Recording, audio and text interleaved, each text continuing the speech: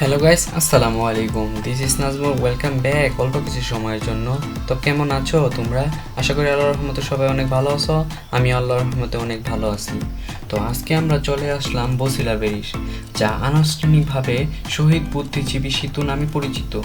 বুড়িগঙ্গা নদীর ওপর নির্মিত একটি গুরুত্বপূর্ণ সেতু, যা ঢাকা ও মোহাম্মদপুর এবং কেরানীগঞ্জকে সংযোগ করে। 2009 সালে এর উদ্ভাবন হয়।